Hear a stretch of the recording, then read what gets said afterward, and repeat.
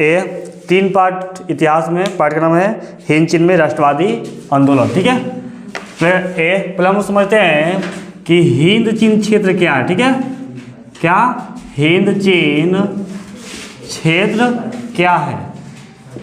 अब देखो ये बता देना कि इस तरह से क्या था, एक हिंद चीन प्रदेश था। ठीक है, देखिए यहाँ पर था लाओस, क्या है यहाँ पर है लाओस, यहाँ पर था वियतनाम और नीचे था कंबोडिया। कौन था?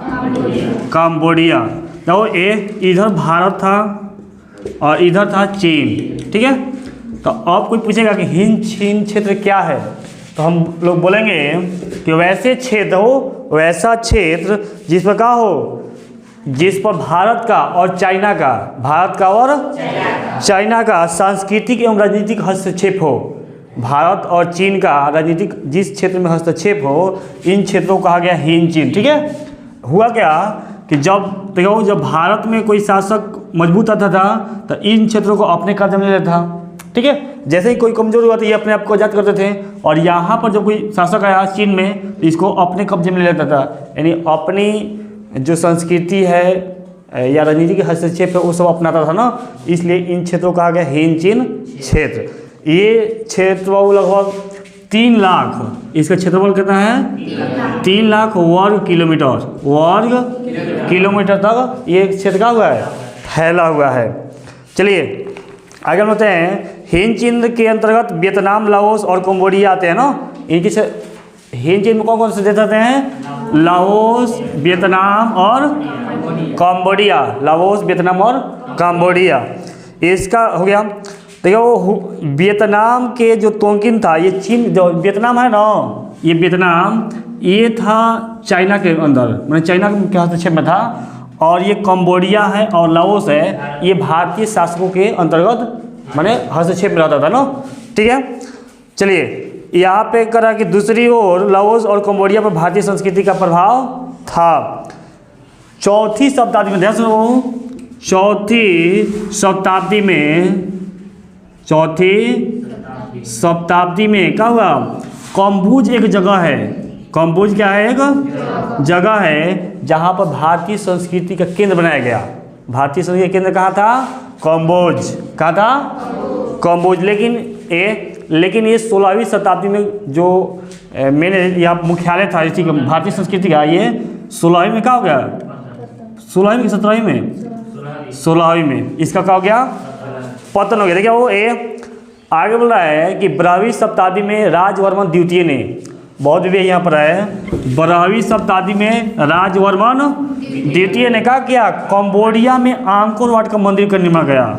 आंकोर वाट का मंदिर का निर्माण कराया कहाँ? कंबोडिया में। किसने?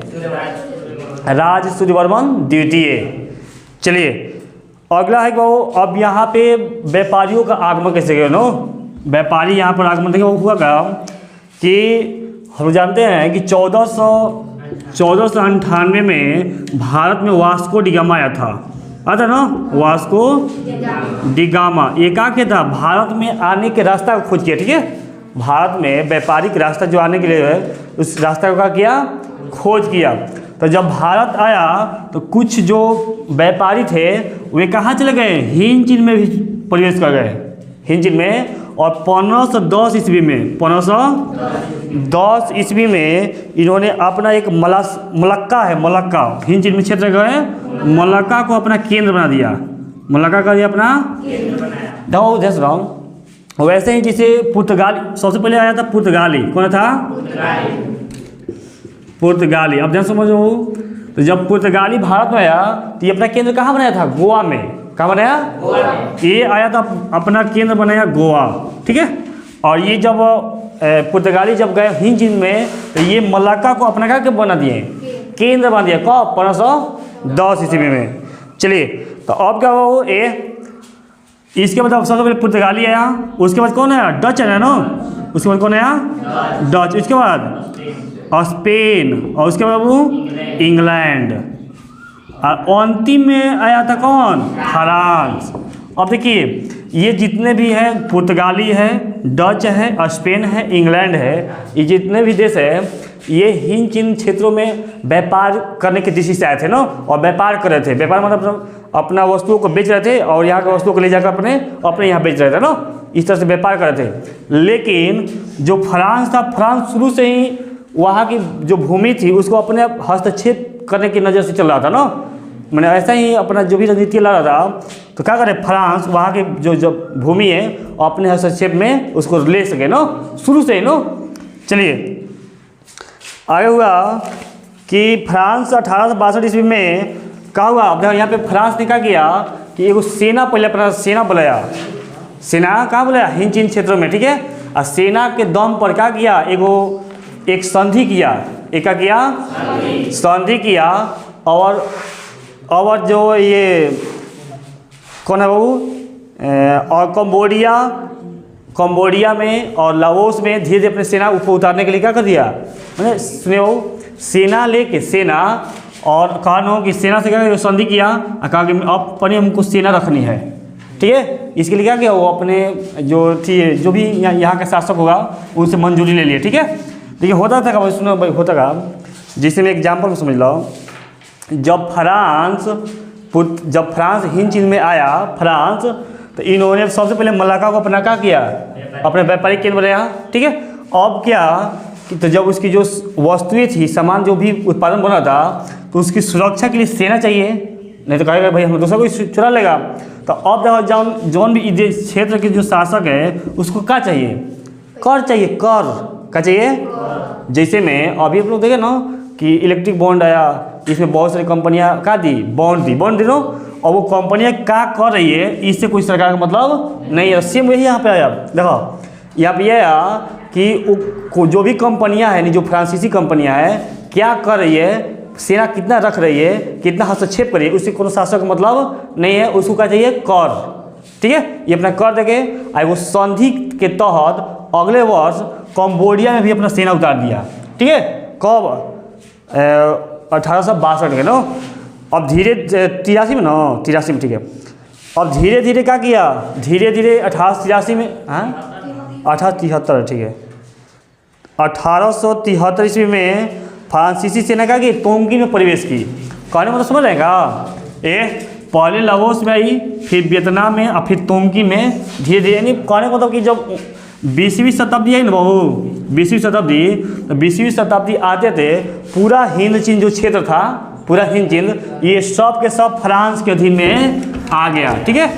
पूरा का पूरा जो क्षेत्र था वो फ्रांस के अधीन में आ गया। कब, 20वीं शताब्दी के आते अब करा कि मान लीजिए फ्रांस, अब जो फ्रांस के जो उपनिवेश है हिंद चीन बन गया ना। तो अब कह रहा प्रश्न पूछेगा कि आखिर फ्रांस को हिंद चीन उपनिवेश बनाने का क्या उद्देश्य था, उद्देश्य तो होगा ना। तो देखो पहला उद्देश्य होता था, पहले का उसका मुख्य उद्देश्य था ना कि जो, अब देख एग्जाम्पल देखो, पहले हुआ करता क्या था कि जो इंग्लैंड का जो प्रभाव था, इंग्लैंड का प्रभाव भारत में ज़्यादा था और फ्रांस का बहुत कम हो रहा था ना। आप लोग समझाते के बाद ना कि एगो देखिए वहाँ के जब कंपनी का जो वायसराय आया फ्रांस का, तो बहुत सारा विस्तार कर लिया था कहाँ, भारत में, ठीक है, बहुत सारा विस्तार कर लिया। लेकिन जो फ्रांस की कंपनी थी वो थी कहाँ, वो प्राइवेट कंपनी थी ना, सॉरी सरकारी थी, क्या थी, सरकारी। और जो इंग्लैंड की कंपनी थी वो थी प्राइवेट, ठीक है। तो अब जो उसका जो वायसराय था उसका ट्रांसफ़र करवा दिया गया कहाँ, पेरिस में। कौन करवा दिया, इंग्लैंड करवा दिया, ठीक है, जो विस्तार कर रहा था। तो और अपने जो इंग्लैंड के इशारे पे जो वायसराय काम कर रहा था उसको ला दिया कहाँ, भारत में, ठीक है। तो अब इसके इशारे पे क्या हुआ, फ्रांस के जो वायसराय है काम करने लगा। तो अब यहाँ की जो भारत में जो फ्रांसीसी सेना है कमज़ोर पड़ने लगी, जो फ्रांसीसी सरकार है भारत में क्या हो गई, कमज़ोर होने लगी। तो अब ये जब कमज़ोर होने लगा तो अब बीचों बीच में कौन था, हिंद चीन, ठीक है, कौन था, हिंद चीन। तो अब कहा कि यदि हम कमज़ोर हो जाएंगे तो जब हम बीच में रहेंगे ना, इधर चीन है, ठीक है, इधर क्या है, भारत है, तो एकदम ख़राब स्थिति में भी हम अपने जो बिजनेस है उसको संभाल सकते हैं ना। अपने बिजनेस क्या करेंगे, पहले का वजह से है कि जो भी ख़राब से ख़राब स्थिति में भी, चाइना में भी, चीन में भी और भारत में भी जो अपना बिजनेस उसको संभाल सके, ठीक है। दूसरा कारण दूसरा कारण क्या था कि ध्यान रहो, जो फ्रांस है तो जो इसका बिजनेस उद्योग धंधा है, तो इसमें प्रतिस्पर्धा यानी कॉम्पिटिशन हो, प्रतिस्पर्धा के में कौन शामिल था? इंग्लैंड। कौन था? इंग्लैंड और डच। तो इससे बहुत आगे रहने के लिए फ्रांस ने क्या किया? उपनिवेशवाद की नीति को अपनाया। ठीक है। तीसरा क्या कारण था वो? तीसरा कारण था कि जो हिंद चीन क्षेत्र है, यहाँ पर जो उद्योग के लिए कच्चे जो माल है यहाँ पर उपलब्ध थे, और जो कच्चे माल से जो भी उत्पादन वस्तुएं हो रही थी उसके लिए एक मार्केट भी क्या था? उपलब्ध था। चलिए, ये 3 कारण था जो इसके कारण क्या हुआ, जो हिंद चीन में क्या हुआ, फ्रांस का उपनिवेश स्थापित हुआ। ठीक है। चलिए, अब नेक्स्ट क्या हो? चलिए, इसी में हम लोग कहते हैं कि ये जो भी व्यवस्थाएं थी इन्होंने क्या किया, जो फ्रांस थी, जो वियतनाम है, लाओस है, कंबोडिया में विकास बहुत लाया। ठीक है। विकास बहुत लाया। क्यों लाया वो? क्योंकि ध्यान से हुआ क्या कि यहाँ पर एक तरफा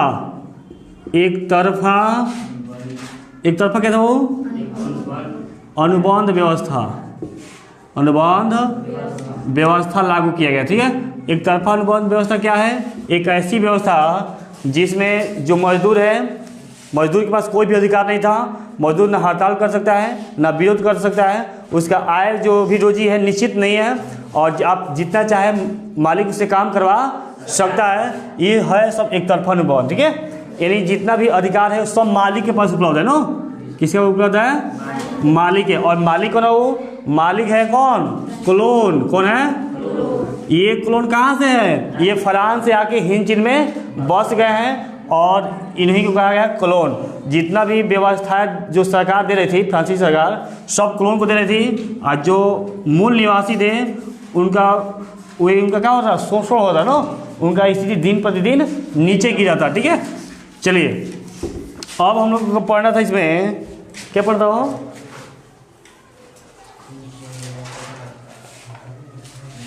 अब देखिए, जो आप समझ रहे हो, इसमें जो फ्रांस है, फ्रांस जो हिंद चीन है, इन क्षेत्रों में क्या किया? रेलवे विस्तार किया, रेलों का विस्तार किया, और सड़क का पूरा जाल बिछा दिया। सड़क क्या कर दिया? अब देखिए, ये रेल विस्तार अपने जो भी वस्तुएं उत्पादित हो रही थी उसको एक स्थान से दूसरे स्थान तक ट्रांसफर करेंगे, ले जाने के लिए करेंगे ना। ठीक है। अब जो ये वियतनाम है, दुनिया में चावल निर्यात में तीसरे नंबर पे आ गया। कितने नंबर पे आ गया? लेकिन इतना विकसित होने के बावजूद भी उस क्षेत्र में जो मजदूर थे, जो कौन थे? मजदूर थे, और जो किसान थे, कौन थे? उनकी स्थिति दिन प्रतिदिन क्या होती थी?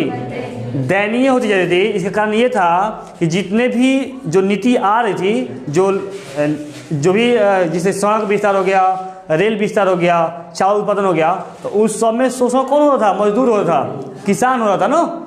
चलिए, इसके बाद अब क्या हुआ? अब देखिए, यहाँ पे स्थानीय जन हो गया। ठीक है। अब देखो यहाँ पे क्या किया गया कि जो अस्थायी निवासी है ना, यहाँ के, कहाँ के? हिंद चीन क्षेत्र के अस्थायी जो निवासी हैं, उनको शिक्षा से पहले क्या किया गया? अलग किया गया। शिक्षा क्या किया? और अलग इसलिए ध्यान से बहु, कोई भी सरकार यही करती है ना कि जब आप शिक्षा से अलग रहेंगे तो जैसा कहेगा ऐसा आप मानेंगे। समझे ना। तो सबसे पहले जो मूल निवासी है, उस मूल निवासी को शिक्षा से क्या कर देगा? अलग कर दिएगा। जब ये नीति आई, सुनिए, जब ये नीति आई तो जो छात्र एवं छात्राएं थे, इन्होंने क्या किया? संगठन बनाना स्टार्ट कर दिया। संगठन बनाना क्या कर दिया? स्टार्ट कर दिया। ये देखकर फ्रांसीसी जो सरकार थी, इन्होंने क्या किया? एक जो विश्वविद्यालय था हनोई में ना, ये जो विश्वविद्यालय था हनोई विश्वविद्यालय, इसको क्या कर दिया? बंद कर दिया। जो हनोई विश्वविद्यालय था उसको क्या कर दिया? बंद कर दिया। 20वीं शताब्दी के शुरू में ही लोग देखो, अब यहाँ पे हम शुरू करेंगे यहाँ पे कि हिंद जो वियतनाम है, क्या है? बारे में पढ़ेंगे। जो वियतनाम है ना, वो यहाँ पे राष्ट्रवाद का आंदोलन, राष्ट्रवाद का उदय कैसे हुआ, ठीक है। जो वियतनाम है, वियतनाम में राष्ट्रवाद का उदय कैसे हुआ, इस पर हम लोग पढ़ेंगे, ठीक है। चलिए, शुरू हुआ कि 20वीं शताब्दी के शुरू में ही लोगों ने क्या किया, छोटे छोटे मामलों में भी असंतोष प्रकट करना स्टार्ट कर दिया, सरकार का विरोध करना शुरू कर दिया, ठीक है।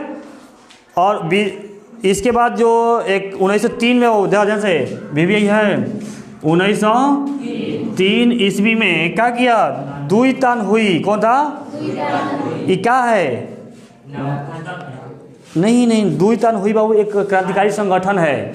कौन है, दुईतान, मतलब दिमाग खराब है, दुईतान हुई, ये बाबू एक क्रांतिकारी संगठन है। ये क्या है, क्रांतिकारी। इसका जो स्थापना है किसने किया, फान बो चाव ने, फान बो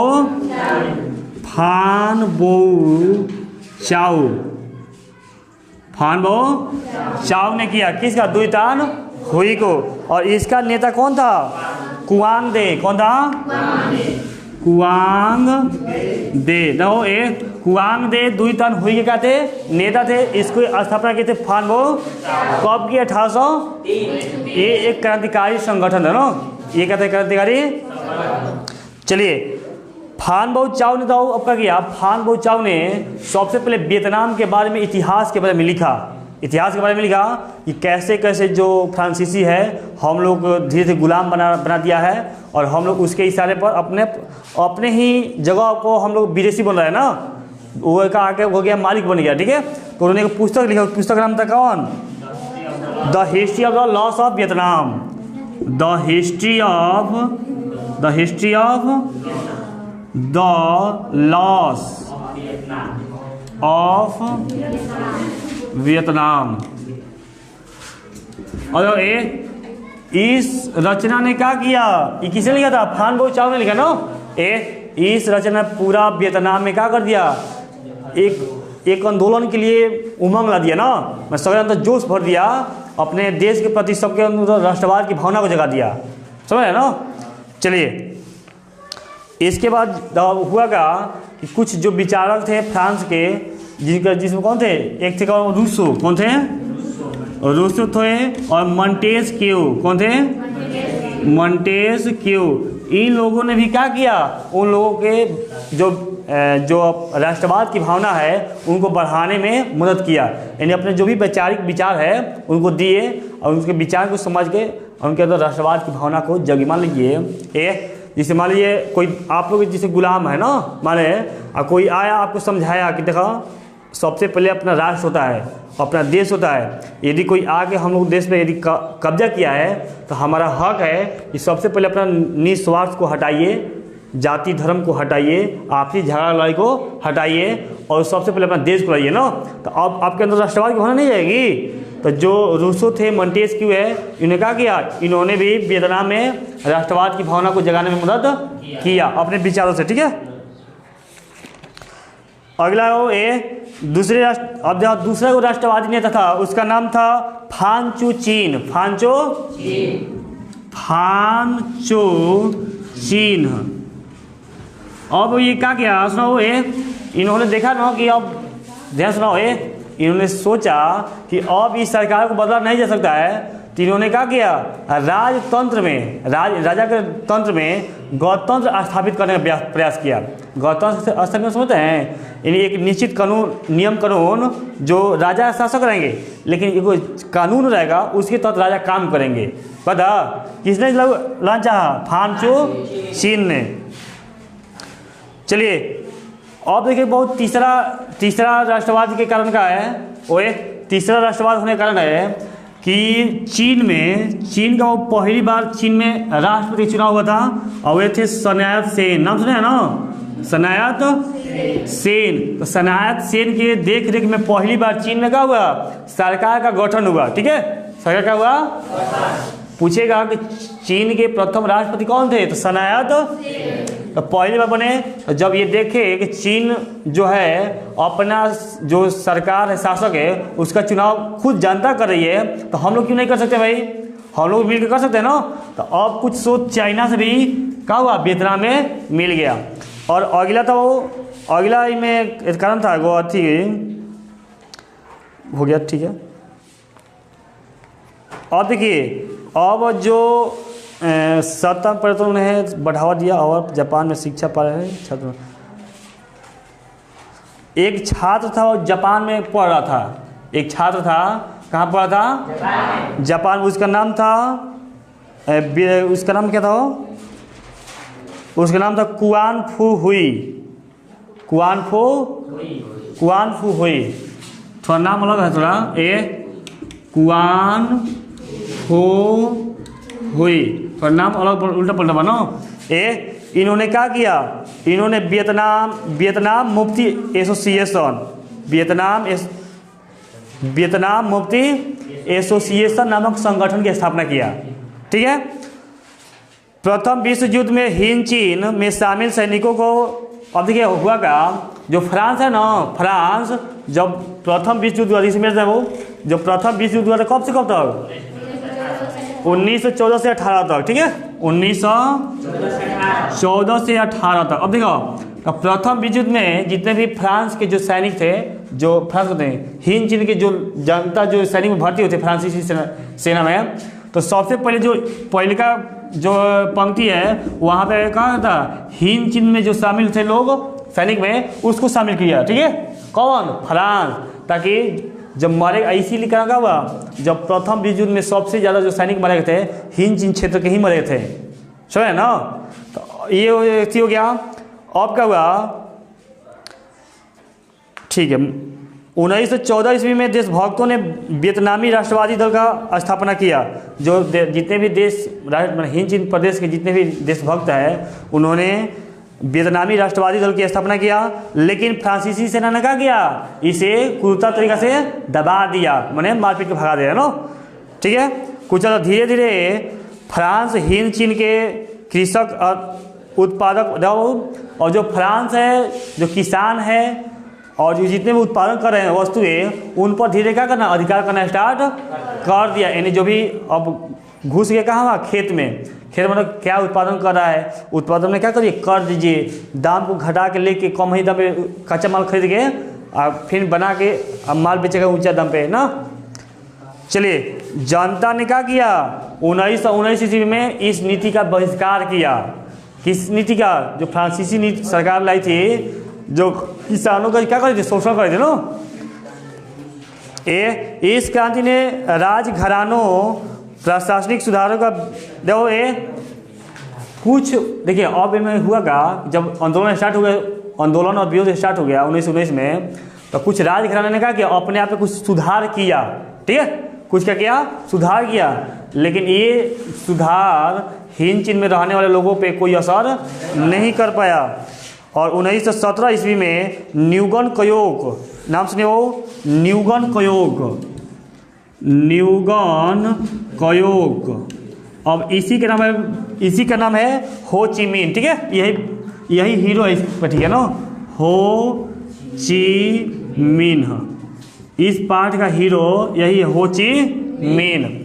इसका नाम है न्यूगन कयोग, ठीक है, न्यूगन कयोग। अब देखिए, ये पढ़ने के लिए सबसे पहले वियतनाम में एगो एथी बनाया, वियतनाम में संगठन बनाया, लेकिन वियतनाम में संगठन चल नहीं पाया, ठीक है। उस संगठन का क्या नाम था वो, हाँ, वियतनामी छात्र ने क्या किया, पेरिस में साम्यवादियों का एक गुट बनाया, ठीक है। साम्यवादियों का बनाया वो गुट बनाया, कहाँ? पेरिस में, फ्रांस का था नहीं, पेरिस में। बाद में हो ची मिन शिक्षा प्राप्त करने के लिए कहाँ चला गया? मास्को गया। जब मास्को गया तो मास्को में क्या था, जो मास्को कहाँ का था, नहीं है, रूस की, तो रूस में था साम्यवादी शासन। क्या था? तो जब वहाँ पे गया और साम्यवादी शासन को देखा, उसे प्रभावित हो गया। प्रभावित नहीं जाए कोई, जिससे मान लीजिए अपने गाँव में अपना है ना, गाँव में कोनो तरीके से पढ़ रहे हैं ना, पढ़ाई कर रहे हैं ना, अपना जो भी तरीका है, और वही आप मान लीजिए कहीं चले गए शहर में, और शहर में जाकर देखें वहाँ के बच्चा है जो नो ग्रुप में बैठ के पढ़ता है, या किसी अन्य तरीके से पढ़ाई करता है, या पहले अभ्यास करता है, तब इससे मैंने मैच बनाता है ना, आप सीखेंगे नहीं इसे।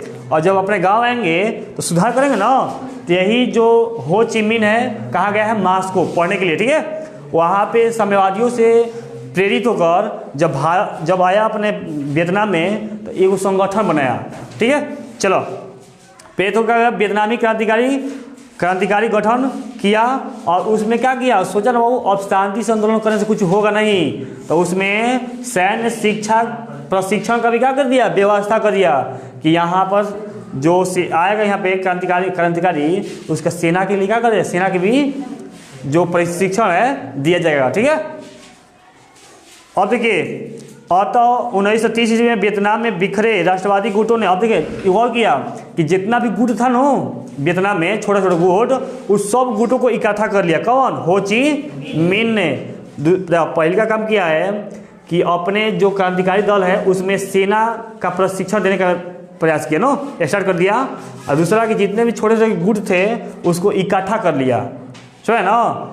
चलिए, और ये जो पार्टी थी ये उग्र विचार की थी। उग्र विचार में समझा ना, उग्र मतलब गरम दल माने मार तो मार, फाड़ तो फाड़, पता मैंने उग्र विचार के ना किसी में।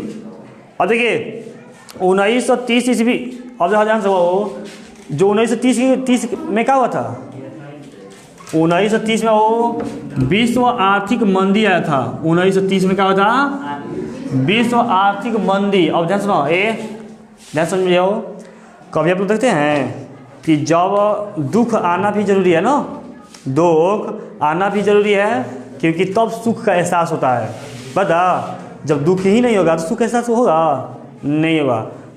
तो हुआ क्या कि जब 1930 में विश्व आर्थिक मंदी आ गया, विश्व आर्थिक मंदी, तो अब जितने भी जो वियतनाम है, वियतनाम में जितना अनाज है, अनाज नहीं हुआ, समझ रहे हैं। अब बेरोजगारी होने लगी, गरीबी होने लगी। तो अब कहने का मतलब ये मेरा कि सभी वर्ग का होने से पीड़ित होने लगा। सभी वर्ग का हुआ, तो जब सभी वर्ग पीड़ित हुआ तो अब उस सरकार है जो फ्रांसीसी सरकार, उसको कर चाहिए।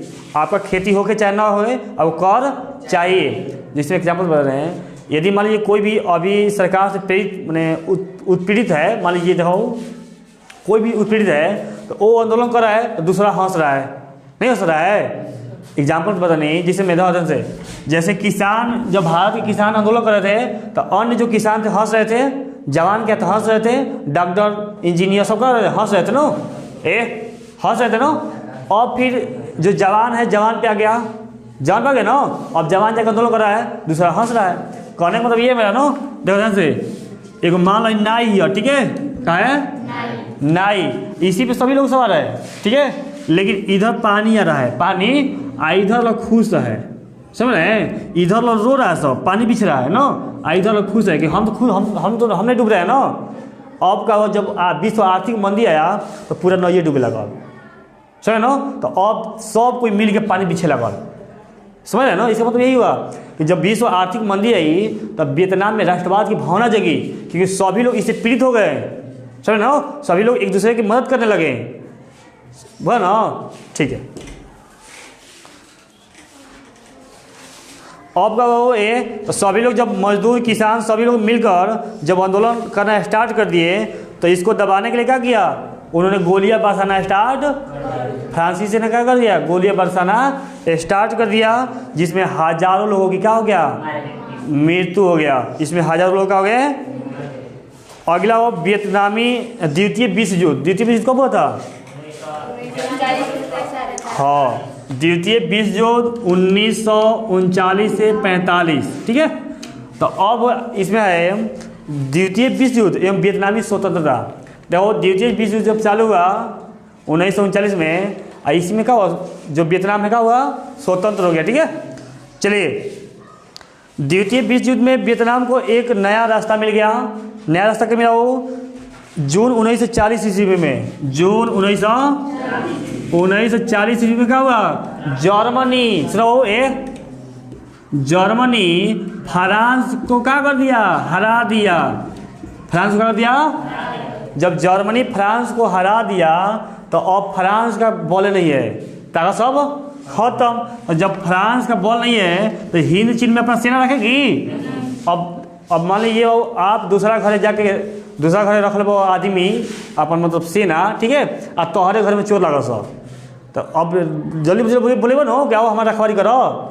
तो अब क्या गया, यहाँ पे सेना ये अपना वापस लेने लगा।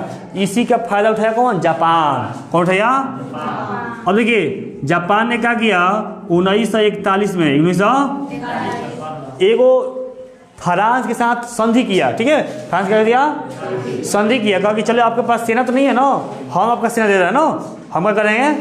तब जापान ने इसे संधि के तहत क्या किया, अपना सेना हिंद चीन में प्रवेश किया और धीरे धीरे धीरे पूरा हिंद चीन में अपना हस्तक्षेप लागू कर दिया, मैंने पूरा प्रभाव अपना ला दिया। अब जो हिंद चीन है बाबू, वहाँ पे कौन सा कहते हैं, द्विध शासन हो, कहा गया द्विध शासन आ गया। कहने मतलब यह है कि अब शासन कर रहा था जापान, शासन कर रहा था, लेकिन मुखौटा है फ्रांस का, मुखौटा से है तो फ्रांस का, जापान का ना, किसका, अच्छा हाँ ठीक है, मुखौटा है फ्रांस का। अब जैसे तो अब इस जापान में क्या हो गया, जापान देखा कि भाई हम हिंद चीन में ऐसी कर नहीं, अब दम आगुल ना, थोड़ा ताकत आ गया, तो अब ये क्या किया, अब सोया हुआ शेर को जगा दिया, जो कि प्रथम विश्व युद्ध में बहुत अच्छा खासा था ना, कौन, अमेरिका। तो अब अमेरिका पे क्या किया 1941 में, 1941 में इन्होंने उसके अमेरिका का वो द्वीप था पर्ल हॉर्बर, कौन था, पर्ल हॉर्बर पे क्या कर दिया, जाके जो अम्लीय वर्षा ले जाके करवा दिया। जब अम्लीय वर्षा हो गया तो उसमें हजारों लाखों जो इतने भी खेत खलिहान थे सब जल गया, कितनी मवेशियाँ आदमी जितने उसमें जल गए, ठीक है।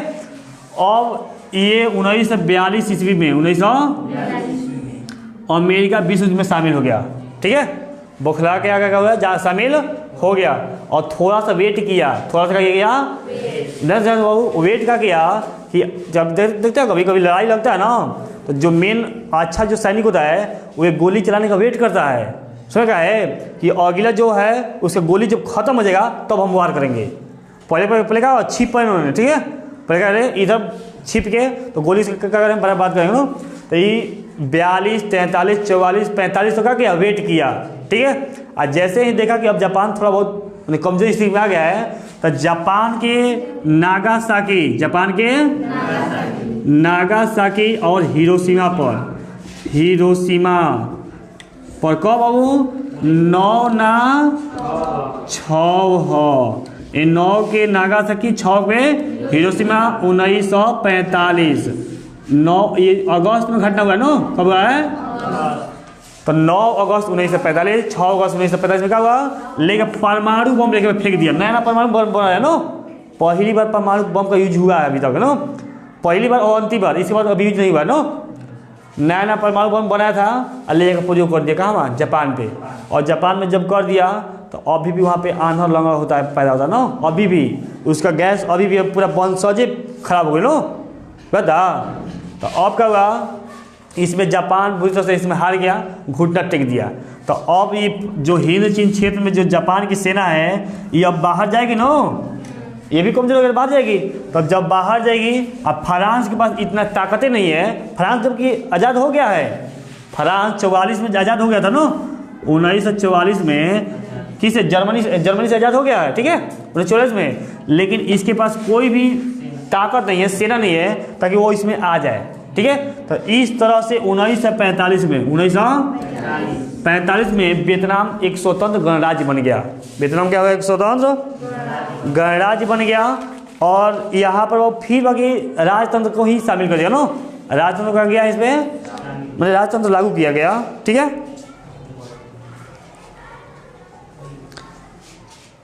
चल दिया है कि 2 सितंबर 1945 को इस आज़ाद कब हुआ था, 2 सितंबर 1945 ईस्वी को स्वतंत्रता की घोषणा कर दी। और किसको प्रधान बनाया गया, हो चिन मिन को क्या किया गया, प्रधान बनाया गया, मैंने थी सरकार के। कंबोडिया लाओस में पुनः, लेकिन और जब स्वतंत्र हो गया तो केवल हो ची मिन केवल वियतनाम में आया, ठीक है। और कंबोडिया लाओस अनाम में पुनः जो पीछे के जो राजा थे उन्हीं को शासक बना दिया गया, ठीक है, पुनः राजतंत्र को क्या किया, स्थापित कर दिया गया। तथा बौदाई को अनाम का शासक बना दिया गया, ठीक है।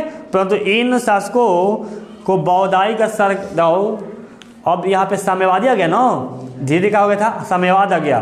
तो जो बौदाई शासक बना था तो उसका नीति अब समझ में नहीं आ रहा था, तो दोनों का तालमेल नहीं खा रहा था। तो बौदाई का हुआ, अंत में अपना जो सीट है, मतलब उसको छोड़ के भागना पड़ा। ठीक है, कहाँ गया? पेरिस गया। ठीक है, 1945 में बाओदाई अपना पद छोड़कर वियतनाम एक छोड़ दिया और यहाँ पे वियतनाम का हो गया एक स्वतंत्र गणराज्य बन गया। और अगला हिंद चीन के प्रति फ्रांसीसी नीति। देखिए वो अब जब फ्रांस है यहाँ पे बहुत कमज़ोर हो गया, अब देखा कि बात लड़ाई से ना हुई। ठीक है, तो अब यहाँ पर नीति लाया कौन? इसको कहा जाए हिंद चीन में फ्रांसीसी नीति। ठीक है, नेक्स्ट पढ़ेंगे हम लोग हिंद चीन में फ्रांसीसी नीति कैसे लागू